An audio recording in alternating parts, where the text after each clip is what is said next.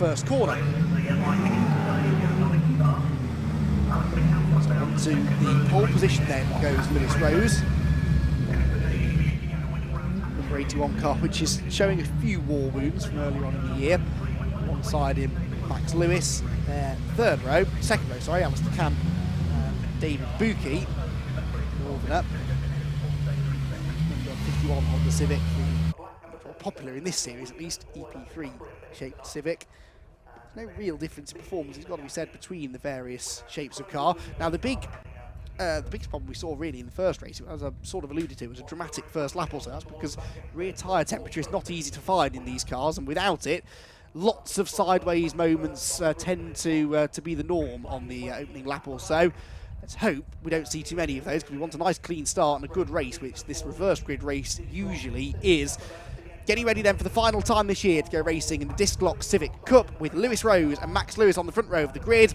Lights out, they're off, down towards the first corner. Headlights ablaze for Max Lewis from the outside of row number 1. David Buki's away well from row 2, and again we've got contact on the start line with a car pointing the wrong way at the back of the grid. We'll get to that in a moment though. We'll focus on the leaders first. Lewis Rose has the lead, Buki second, and here comes Ballantyne. Oh, he gets into the back of Buki. Buki's in the gravel, and Jason Ballantyne from, where did he start? 8th on the grid, is into 2nd place through the first corner. Not necessarily what David Buki wanted to hear, because he just got punted up the rear by Ballantyne. In fact, make that 3rd, because he has lost one more position as a result of that contact. But that was still a mighty launch from Jason Ballantyne, the orange number 22 car then, who, remember, needs to outscore Daniel Reason by 11 points ideally in this race in order to snatch 2nd place in the championship. And I don't think Reason's gained all that many places, so far so good for Ballantyne. There is Daniel Reason, the black number 77 car going through the shot. And he now has some work to do, especially because Ballantyne is going for 2nd place on the inside there of Paul Taylor. Through Coppice Corner, they're almost leaning on each other. They're still going to be side by side onto the back straight. Looks as though Max Lewis is plummeting down the order, but he's down to 5th after the opening exchanges.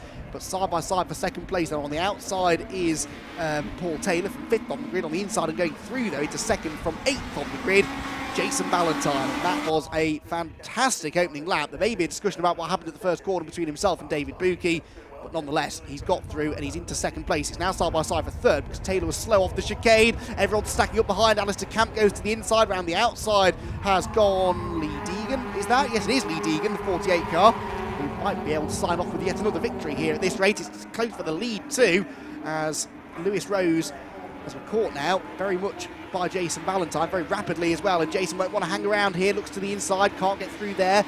To the outside, won't go right around the outside now. Here comes Daniel Reason as well. He's starting to make progress. He's got past Paul Taylor. Off has gone Andy Hart again, I'm afraid. So Andy's second race at least, he gets a bit longer into it before something goes wrong. Oh, there's contact for the race leader. Lewis Rose goes off now, and Jason Ballantyne is not making many friends out there at all today. Off goes Lewis Rose into the gravel at McLean's. That was contact through Schwantz Curve, and well, we just caught the moment of contact, but we couldn't see what was leading up to that. I'm sure Lewis will have his version of the story, but Jason Ballantyne is in the lead. He's damaged the front of his car though. Look, the splitter is dragging, and the last thing he wanted to see behind him was Lee Deegan, the champion-elect, arriving on his rear bumper. That's exactly what he's got though, looking to the inside, looking to the outside. Deegan can't get through just yet, and then you've got Alistair Camp right behind them in 3rd as well. Wow, what drama there. Jason Ballantyne doing whatever it takes here to try and snatch this 2nd place in the championship. Almost bump drafting there across the line where Deegan and Alistair Camp. And Daniel Reason is into 4th place. So as things stand, points just being updated, I reckon Reason would hang on to this, but only by about 3 points. He can't afford to lose any more places, but he has at least been able to pick his way through a little bit better on the 2nd lap than he did on the opening one. Bruce Winfield's had a brilliant start as well. He's he's just going for 8th at the inside of Paul Taylor, having started 21st on the grid. The leading trio are down at the old hairpin, and this is a proper Civic Cup race. This is exactly what we're hoping for as they head out into a yellow flag zone now at Starkey's and Schwantz. That's why, of course, because Lewis Rose's car is stuck in the gravel right in the firing line. I'm almost surprised that we haven't got a safety car for that, because that is, if that's not a precarious position, I don't know what is, but there you go. So yeah, Daniel Reason as it stands would be on 231 points. Jason Ballantyne would be on 228 points. So 3 points to the good now is Daniel Reason. and he's actually catching the lead group anyway, whilst Ballantyne is struggling. That splitter's getting looser and looser. That isn't the correct geometry for a left rear tyre on a Civic Cup car, so out of the race goes Andy Hart. Change of lead though, Lee Deegan goes through. Now that changes the point situation once again, and not in a good way for Jason Ballantyne, who will now lose some points. Not to Daniel Reason, he needed to outscore him by more than this. Across the line they go, Deegan the new leader then, second for Ballantyne. He's got Alistair Camp right behind him now in third, and looking to the inside into Redgate corner for second position. Can he go through? No, he can't.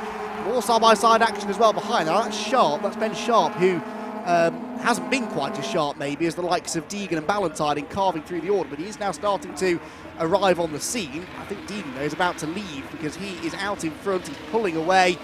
And just as we saw in race 1, I don't think it's going to be easy to catch. The inside there goes the 26 car. It's actually Sharp losing the place now to number 26, which was Bailey. And I'm trying to look where he started the race because it was not right in front of everything, was it? Number 26. So he's... Yeah, where did he start? Actually, I can't see him on my grid sheet either way. He wasn't in the top 4 or 5 rows. So Morgan Bailey, yeah, there we go, 22nd on the grid, Morgan Bailey. So he's 7th now. In fact, 6th because he just passed Sharp, didn't he? Bruce Winfield's got the fastest lap, by the way. And now, so all is not lost here for Ballantyne because yes, he's lost the lead, but he's also lost that splitter, so he's no longer dragging on the floor. That will possibly be a benefit for him. There are plenty of cars though behind Daniel Reason that could potentially overtake him and take some points away from him.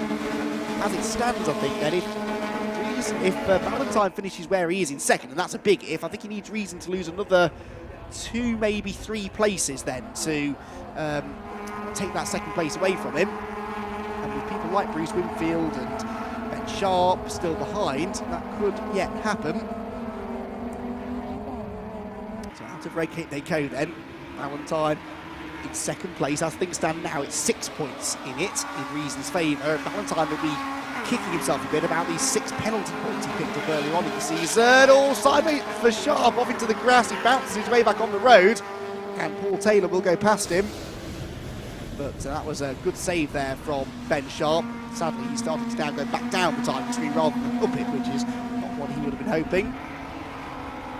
But here they go then. Lee Deegan, 1.3 seconds clear at the start of the lap from everybody else trying to be in second place. Ballantyne, Cameron, Reason, Lewis, Bailey, Winfield, Taylor, Sharp, Nicolao, they're all in a long line. And this is why it's still a precarious position, this, for Daniel Reason. He can't really afford to start hemorrhaging places. He's got Max Lewis right behind him.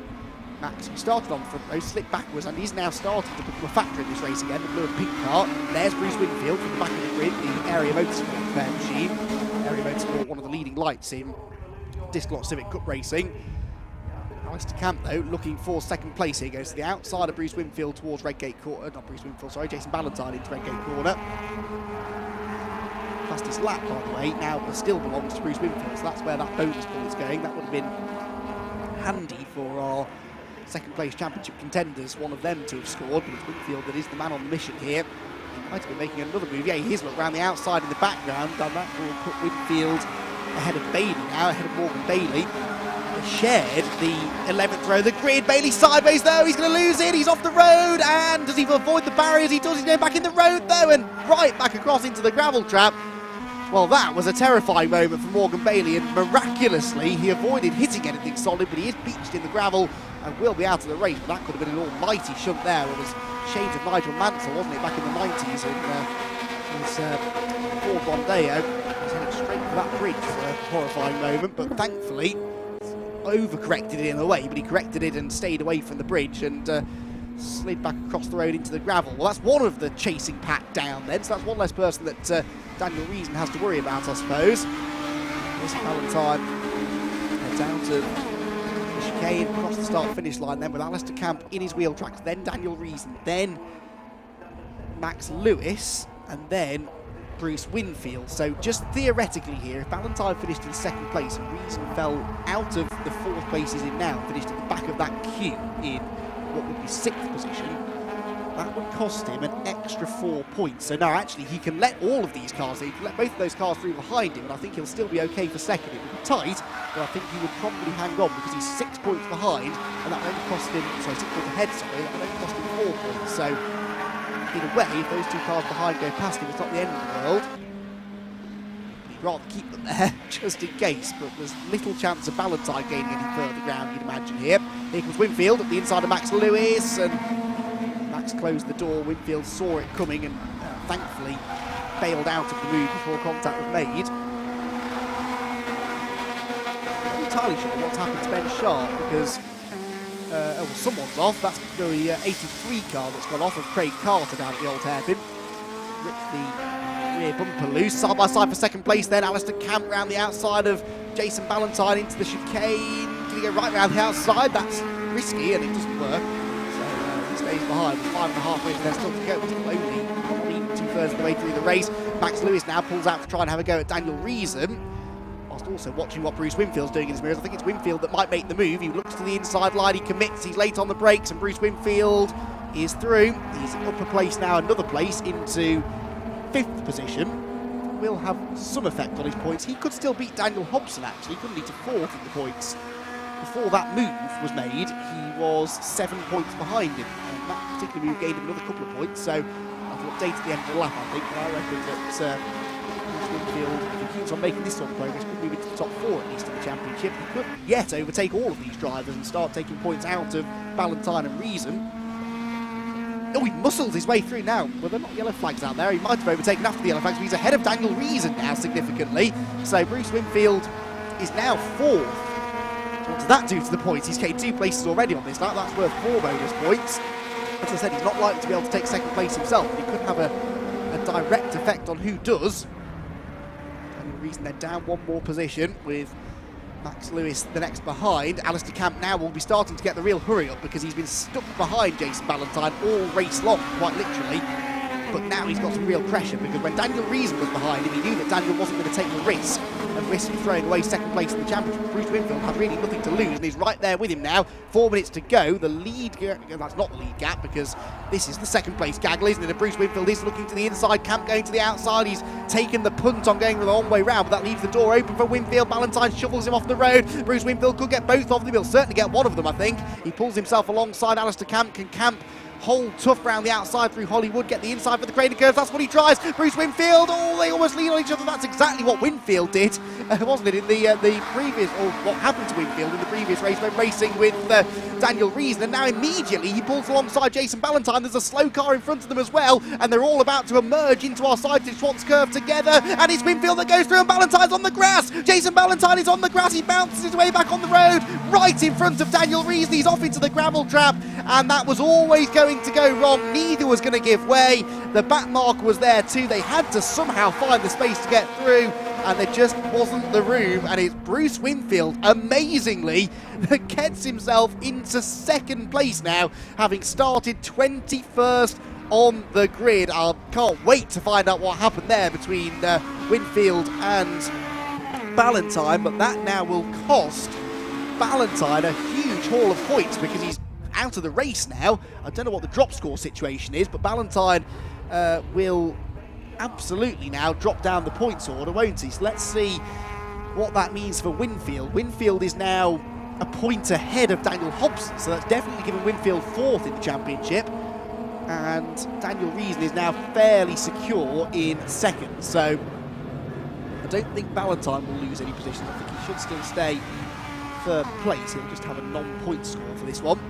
It's not over yet, though, of course, because we've still got 2 minutes and 20 seconds left on the clock, and then actually Winfield, having got into 2nd place, is not really getting away. They're 5 seconds behind Lee Deegan.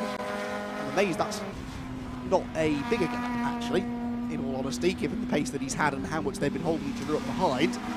David Buki, incidentally, has recovered to 9th after being off in the gravel at the 1st corner.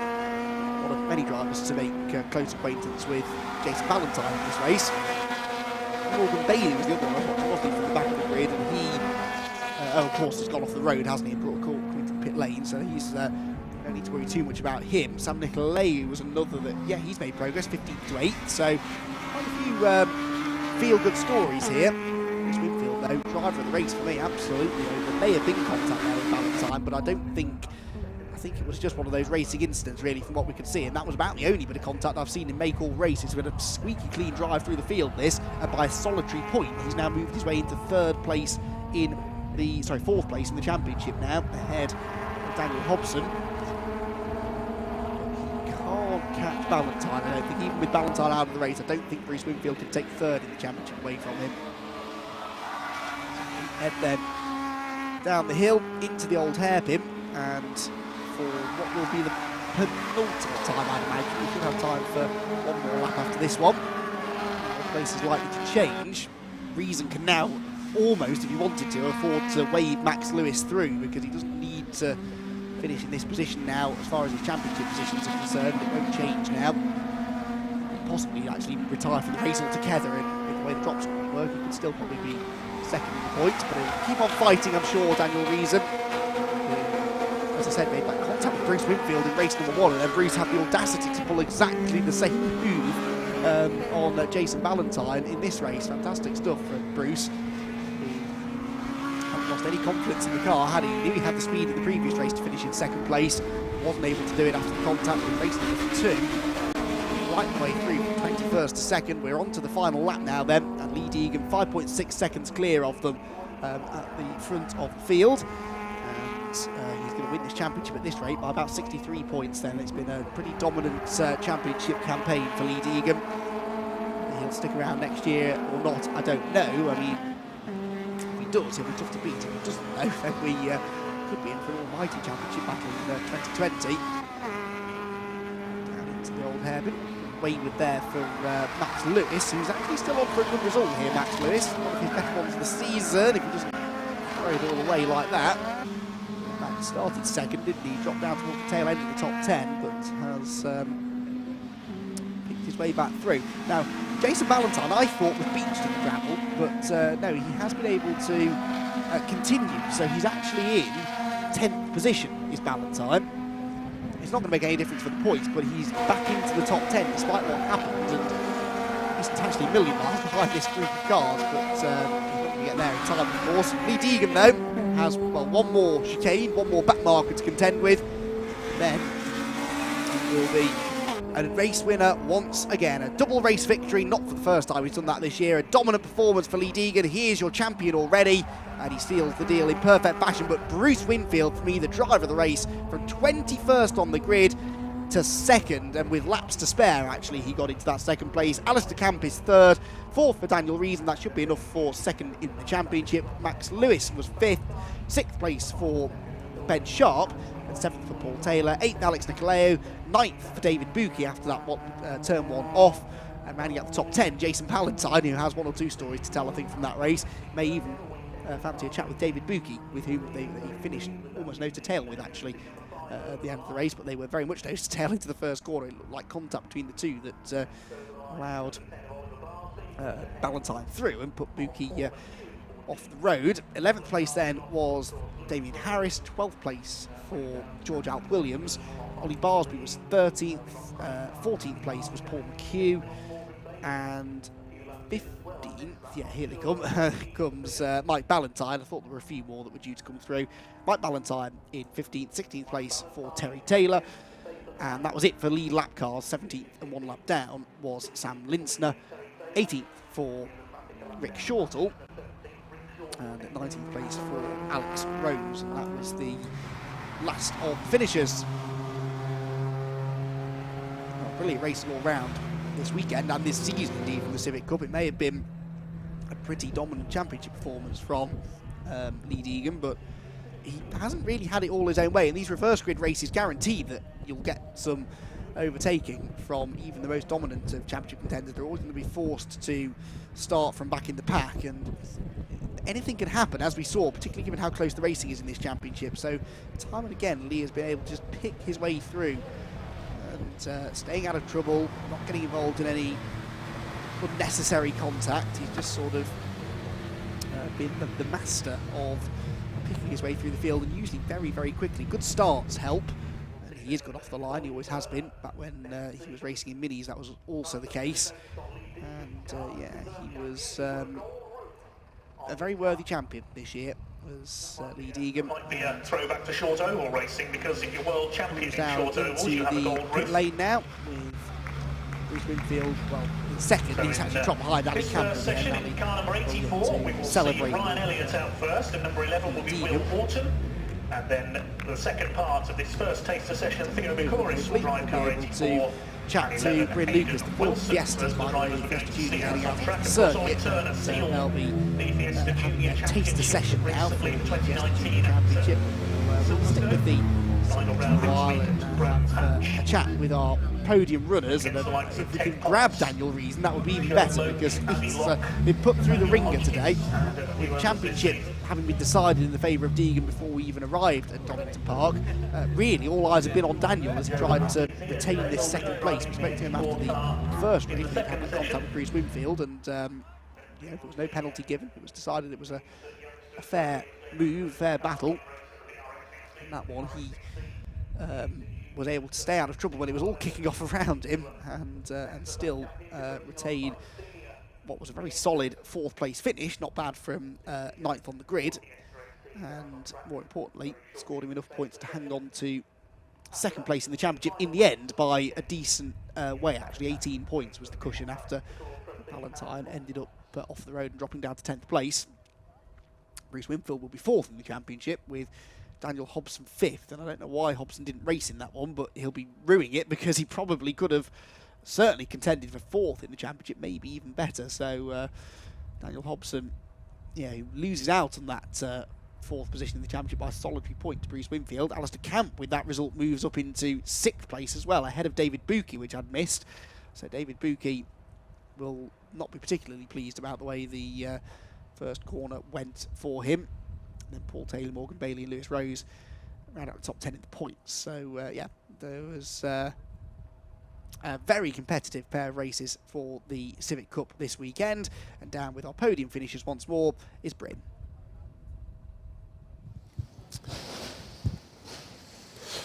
Well, from 9th to 1st, is there any stopping this man? Congratulations. Thank you very much. Not as easy as the first one, but I really wanted that. I really wanted to finish 2019 with a bang. So it's about time you let some other people play, though, isn't it?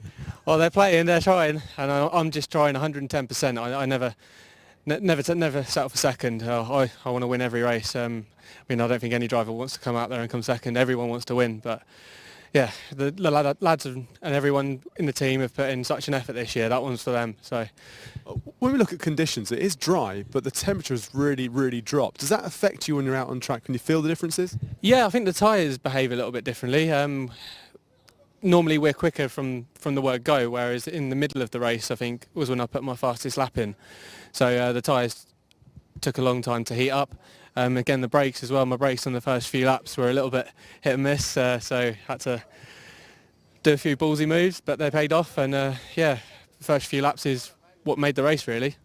It was a very impressive race to watch from the outside. I mean, at one stage you put in a lap time that was about almost 2 seconds quicker than the second place driver, and we thought, okay, just the gap opened immediately. Yeah, the lads on the team on the pit board were showing me my times, and they put a T out, which means that I've lost the fastest lap, so go for it. So that was probably the lap you're on about, where I just really made sure I clip every apex and smooth gear changes, and yeah, go for it. It was really good. Well done. Congratulations. What a day as well. Thank you. Cheers. And let's bring in our second place driver here as well. So Bruce Winfield is here.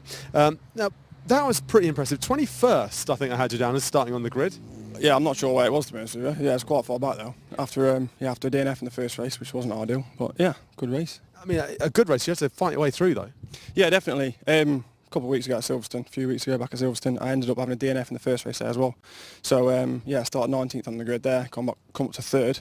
20th, 21st, whatever it was, up to second. Well, I was looking at lap times, and you're pretty close as well at one stage, and then of course it's amazing that you can get that close when you start that far back and you have to fight your way through. So you must be pretty happy.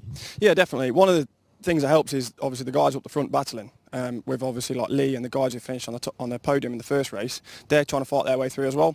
So that kind of helps a little bit. They're all battling with each other, so it enables you to catch up a little bit. And then you get the confidence. You pick somebody off. You get the confidence to move on for the next, and before you know it, you got a second place. Yeah, well, I think with the lap times after the first race, my lap times were there. I didn't quite get fastest lap, but wasn't far off it. So that's obviously a confidence boost. So I know I was a good chunk faster than quite a lot of the guys in front, which enables you to get past them a little bit easier. But yeah, they don't make it easy for you though. It's fantastic. Well done. Thank you very much. Cheers. Well done. Good stuff. There you go. So we've spoken to the first two. We haven't got our third place here at the moment, but we've got a bit of quietness. Just listen to that. Oh, it's beautiful, isn't it? So we're going to enjoy the peace and quiet for about 15 minutes. We'll be back here on the live stream for the final round. We've got the Track Attack Nippon Challenge coming up in around 15 minutes' time. So if you want to watch that, make sure you tune back in 15 minutes from now. But until then, I think we're going to be looking at the Fiesta Juniors going around the track here at Donington Park as well. Drivers from the future, a lot of them... not from the future, for the future. That would be weird, wouldn't it? Drivers for the future. A lot of them going from karting into these Fiestas. We'll see how well they do out on track. So keep your eyes on this.